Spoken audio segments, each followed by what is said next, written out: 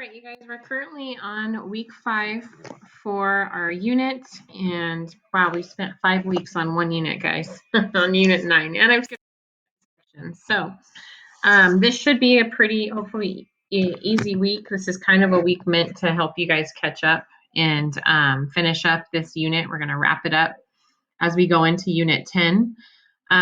Unit 10, you will need to use still the material from unit 9. So if you have yet to make a foldable or a note sheet or something like that with all of the red equations on it, please make sure you do so as soon as possible. So I'm going to go through my slides here, a few of them, just to remind you. You still need a calculator, your unit circle. I've linked the notes and the homework in here. I don't believe your homework was scanned in on the last one. It went up through 9.7. So if you didn't get a packet before we left, 9.8 is here as well. Okay.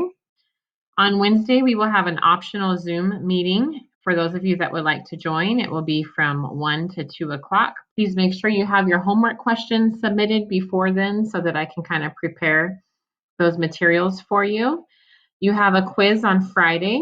It will be posted the same way as it has in the past. I will post it at 1 o'clock, and you will have 20 minutes to complete it. So please make sure you guys are keeping track of your own time. You have to log in at 1 o'clock.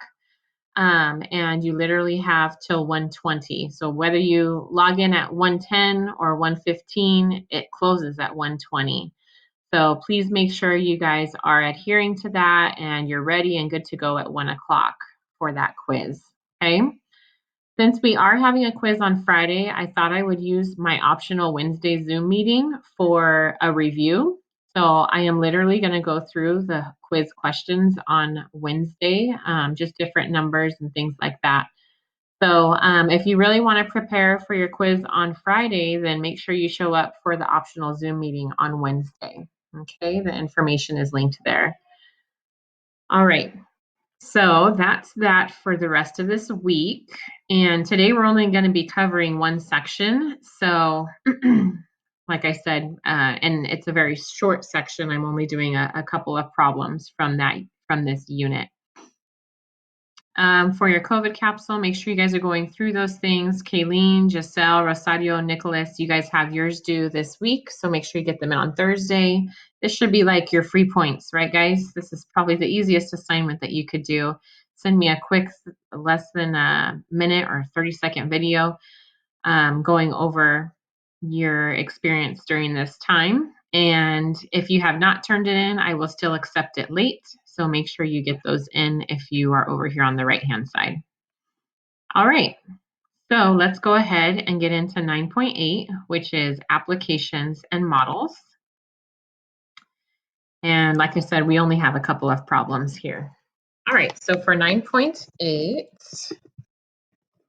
we are asked to solve the right triangle shown in the figure for all unknown sides, angles, and round your answer to 2 decimal places. So you're given this triangle and you're given specific items about it. And basically you need to find all the rest of the items. So I'm given capital B and lowercase b. So I need to find capital A, capital C, little a, and little c.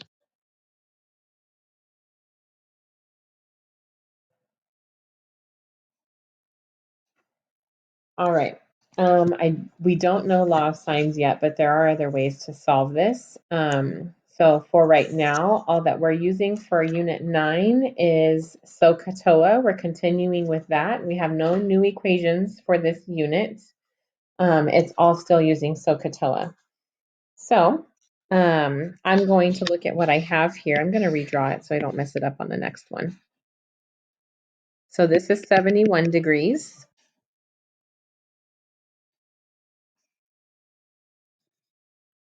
And lowercase b is going to be 24.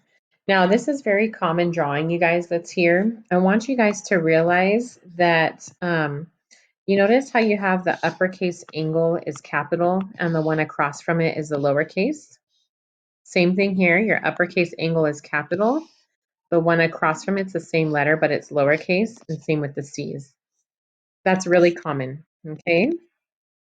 All right, so first and foremost, I actually know one of my answers already. I know my capital C because it has a right angle. So you should know already that a right angle represents 90 degrees. The next thing you have to remember, and if you don't recall this from earlier, is that all the angles inside a triangle, all angles in a triangle add up to 180, right? So I could find capital A by simply doing 90 plus 71 plus capital A. All of those should add up to 180. So that's going to give me 161 plus A is 180. And then I'm going to subtract 161 on both sides. So A equals 19 degrees. Okay. Hopefully all of that is pretty easy, okay, so far, because that's from really old stuff that you guys have done several years, a long time ago. Okay, so now let's do.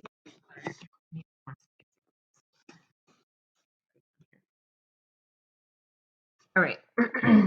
So my new part is using what I have been given to find out the missing sides. So I'm going to be using OA. Now, just in case I did my subtraction wrong with A, I could use any of these angles, but I always suggest to my students that they use what's given. Because if I made a little subtraction error on A, then that's going to mess up and make all the rest of my angles and solutions incorrect. So I always like to use what they give me. So I'm going to refer to this angle whenever I'm using my SOHCAHTOA, and I'm also going to be using my B. So in regards to this angle B, is little b opposite, adjacent, or hypotenuse? It's opposite, right? So if I want to find A, for example, and it doesn't matter where you start, if I want to find little a in regards to angle B, is little a opposite, adjacent, or hypotenuse?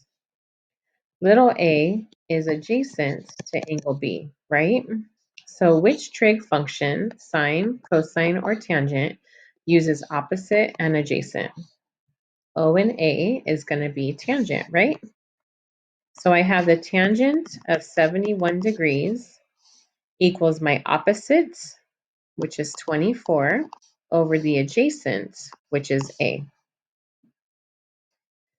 Now, I'm going to tell you that you guys can multiply by A on both sides and then divide by tangent of 21, or 71, sorry. That's perfectly fine. But what you're going to notice is that when the thing that you're trying to solve here is on the bottom, you could literally just switch these two. That's what ends up happening. When you multiply by A and you divide by 71, you're going to end up getting 24 over tangent of 71. But when the item that you're trying to solve for is right here, just switch these two. So A equals 24 over tangent of 71 degrees. And now the only way that I can figure that out is by using my calculator. So if I plug it in right now into my calculator, I'm actually going to get it incorrect because I need to constantly make sure that I put it in the correct mode. So for this particular problem, this is in degrees. So I just changed my mode to degrees. Now I'm going to go ahead and type in my 24 divided by tangent of 71 degrees. And it says to round to 2 decimal places. So it looks like A is going to be 8.26. Okay. And then you guys see how my calculator has a lot of stuff. It always keeps everything. So if you ever want to clear your screen, you just hit Shift, Escape, and it'll clear everything for you. So little a was 8.26. Now I'm going to go ahead and find lowercase c, which is over here.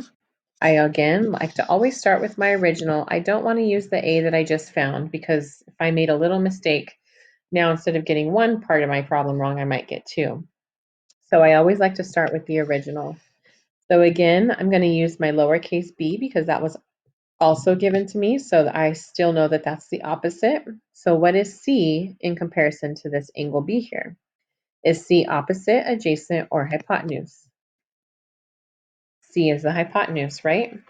So looking at my trig functions again, SOHCAHTOA, which one uses opposite and hypotenuse? Sine, right? So now I have the sine of 71 degrees is opposite, which is 24, over the hypotenuse, which is C.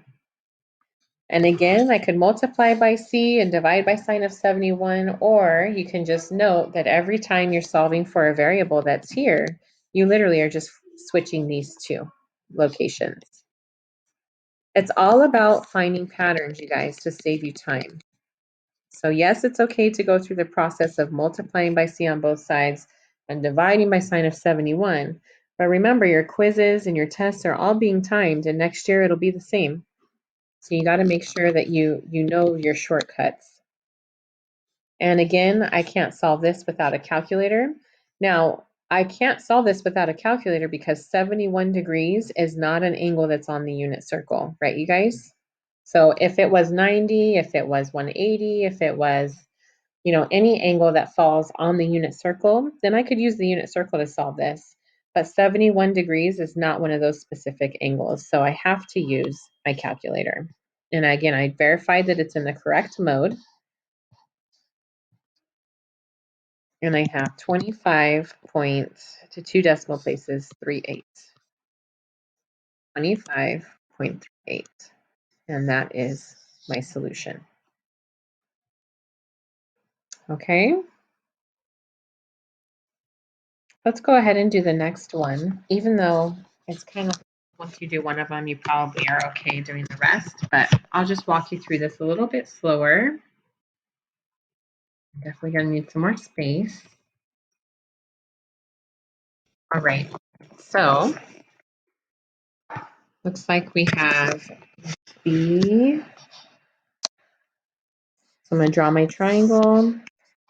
This is C, this is B. I know opposite's the lowercase, like that. And I know that B is 16 and C is 52. I need to find capital A, capital B, capital C, and lowercase a. Which angle, given the drawing over here, do you already know? C is 90 degrees, right? So we know that one. And now I'm going to move on to finding my next piece. So here's the thing. I can find A by using what? How do I find the third side of a triangle? So again, I put up here something old that you had to remember that you've done tons and tons of times. How do I find the missing side of a right triangle? Using Pythagorean theorem, right? So I can find A by simply doing that. So here's my A squared plus B squared equals C squared. And I'm definitely going to have to use a calculator to kind of help me with my numbers here. I think this is 256, but I'm not sure. Okay, that's right. So A squared plus 256. I definitely don't know 52 squared off the top of my head. So 52 squared is 2704. And then I'm going to go ahead and subtract 256 from both sides. And I'm going to get 2448 equals A squared. And let's see if that's a perfect square. So I'm going to take the square root. So if you don't know how to do the square root, you're going to go ahead and click this button here. The third one is for square root of this button here. You can access anything that's calculator related. So you have fractions, you have exponents, derivatives, which will eventually come up, but everything is in that one button. So if you're not sure where to find it, usually it's there. And it's not a perfect square, so I don't want you giving me, well, it does say decimal form, so let's go ahead and do this one in decimal.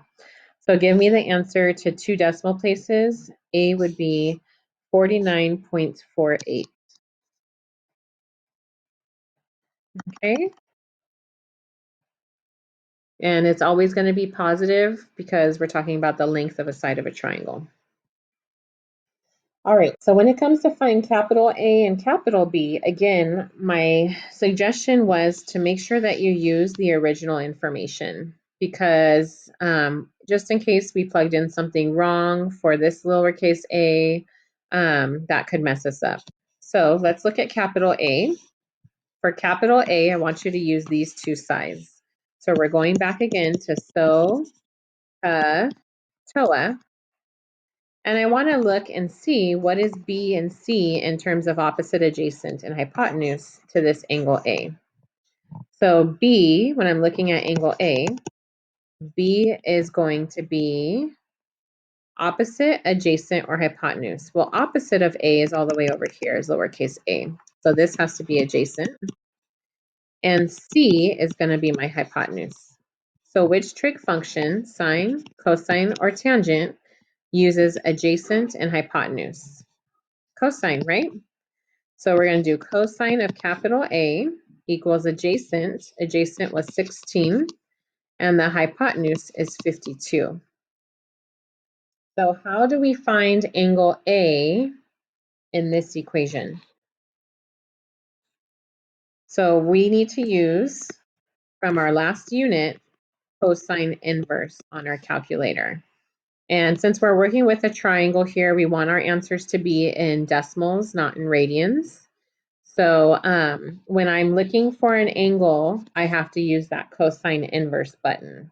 So let's go ahead and plug this in. I'm still confirming that my calculator is in degree mode.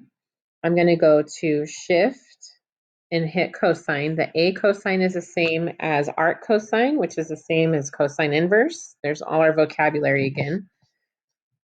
And I'm going to input 16 over 52. And I'm going to round to 2 decimal places, and that would give me 72.08.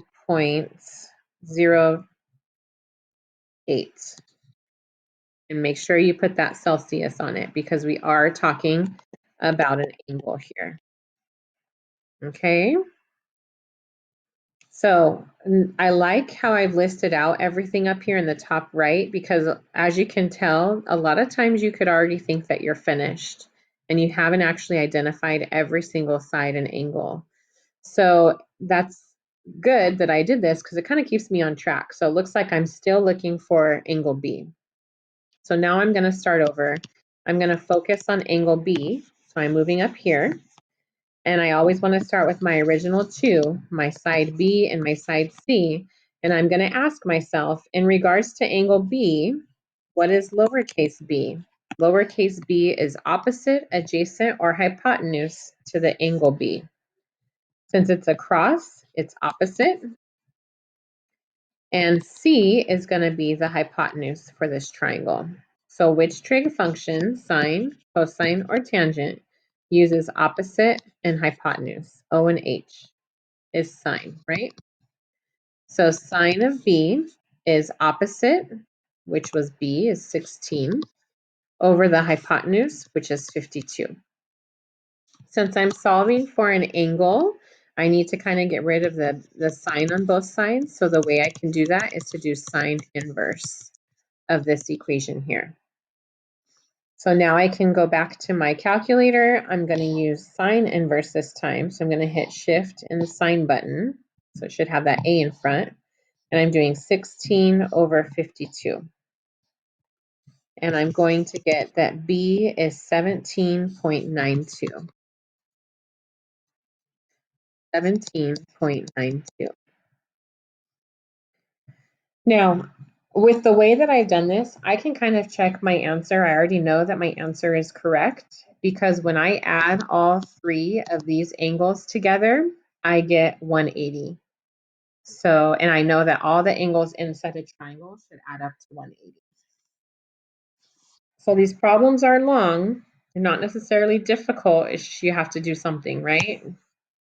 And usually your first step is either using these little old reminders here from previous classes that you've done tons and tons of times. So even if you get stuck on one part, doesn't mean your whole problem is going to be wrong. You can still get a lot of information correct. Okay, for the next question, you're asked to find the altitude of the isosceles triangle. And this is my mistake. I think I might have erased the drawing on here. I don't know. But if it's gone, you might need to draw it on yours as well. There should be a drawing included. So this is going to be theta. And then this is like my side B, okay? It's going to be very similar to the last question. The only difference is that this triangle is not a right triangle. However, it is an isosceles triangle. If you remember correctly, an isosceles triangle means that two sides are congruent, which also means that two angles are congruent. And the angles that are congruent are actually the base angles. So again, this would be my old memorized information that I know about an isosceles triangle. Okay, so altitude is going to be from the highest peak of the triangle to the lowest. So this right here is my altitude. Okay, so another vocab word that you need to know here. When I create an altitude, I actually am creating two congruent triangles. So let's say I take out just this side of the triangle. Here's theta. And what happens here is when you have an altitude, it actually creates a 90-degree angle. And now I have a right triangle. The bottom piece here, the entire bottom piece is your B. But whenever I take just half of this triangle, then the base is now going to be half. So this is actually going to be B over 2. So now let's plug in what I have. Let's draw the triangle in regards to the given information. Theta is 32 degrees and B was 8. So if this base here is 8 divided by 2, then this should be 4. The question is asking me to find the altitude. So that would be the altitude here. This is the highest part. This is still the highest part. Still the highest part. Okay, so I'm going to use SOHCAHTOA. Uh-oh. Not sure what happened there. But SOHCAHTOA.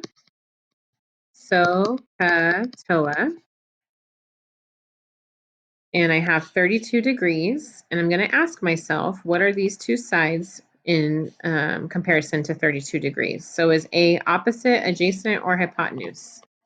That's opposite, right? And 4 is adjacent. So am I going to use sine, cosine, or tangent for this problem? Which trig function uses opposite and adjacent? Tangent, right? So I have tangent of 32 degrees is opposite over adjacent. Now your solving is going to be different depending on what information that you have. So like for this problem, I don't want to switch these two because my variable is not in the bottom anymore. My variable is in the top. So how do I isolate the variable A? All you have to do is multiply by 4 on both sides, right, you guys? So A is going to be 4 times the tangent of 32 degrees. And I can't solve that without my calculator. So I personally always like to put in the trig information first. So I put in tangent of 32 degrees, and then I'm going to multiply that by 4. And the question was round your decimals to 2 decimal places. So it looks like this one's going to be 2.50. And that is your altitude.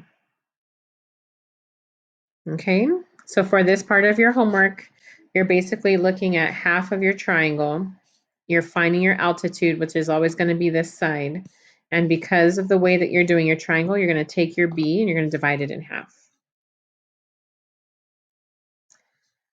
All right, last example. These are probably the most popular questions that will show up on your SAT. Usually it shows up on the SAT and other entrance exams that you might be taking. Almost always shows up on your AP exam as well. It's an extremely popular question because this is something that people in engineering have to deal with all the time. So if you're looking at going into a field in engineering or anything in the future that's going to be a lot of math related, then you're going to need to know how to do this type of a problem. Now, don't stress out that, you see seeing words in math and it's really, really difficult, because it's not too bad. I'm going to give you some tips and pointers on how to do these, but for all of these questions, I picked the easiest ones, and because you're just getting used to it for word problems, but they're all going to end up being right triangles, okay? So you're going to draw. You're going to draw all of these. A safety regulation states the maximum angle of elevation for a rescue ladder is 72 degrees. All right, so we're talking about a ladder. So let's say we have a building here. Here's my ladder. Now, obviously the ladder is somewhere like that, and it's going to create always a 90-degree triangle, because buildings should be straight, right? Your walls should be straight. When it's talking about an angle of elevation, students sometimes get confused, but angle of elevation is always from the floor looking up. So it's always going to be from the floor. So this would be my angle of elevation of 72 degrees. So I just read the first sentence and I stopped. So I'm still using my strategies to get through this problem. I read a little bit and I stopped. A fire department's longest ladder is 110 degrees. So the ladder is 110, I'm sorry, not degrees, but feet. What is the maximum safe rescue height? So they're asking, what is the height? What is this, right? So as you can see, I have a right triangle, no different than the other triangles that I worked with earlier today. And all I have to do is use SOHCAHTOA to find the missing side. So this is my triangle, and I'm going to ask myself, what is H in terms of opposite, adjacent, and hypotenuse? So to 72 degrees, H would be my opposite, right? And 110 feet would be my hypotenuse. So which trig function, sine, cosine, or tangent, uses opposite and hypotenuse? Sine, right? So I have 72 degrees of my opposite, which is H, and my hypotenuse, which is 110. To solve for this particular variable, I just need to multiply by 110 on both sides. So H is going to be 110 times the sine of 72 degrees. I'm going to go to my calculator now, and I'm going to do sine of 72 degrees times 110. And my height is going to be probably rounded. What is the maximum safe height? So I would say to the nearest whole number, especially since they used 110 feet for the ladder, they probably want it rounded to the nearest. So if my answer is 104.6, what would be the safest height? Would you do 104 or would you round up to 105? In this sense, when you're talking about a real world problem and you want the safest height, it's better to be safe to go slower than it is to go higher. So you actually want to round down for this particular problem. And you want to keep your units the same as well in feet. So your answer for this one would be 104 feet. So you really don't have much work tonight. 6, 7, 8, 9, I don't know, 12 problems maybe. 6 through 12, even 16, 18, 29 to 30 all, okay? Make sure you guys are using the homework survey if you have any questions, and that's it for this week. I hopefully will see you on Wednesday, where I'll be reviewing your quiz for this Friday. Have a good day, guys.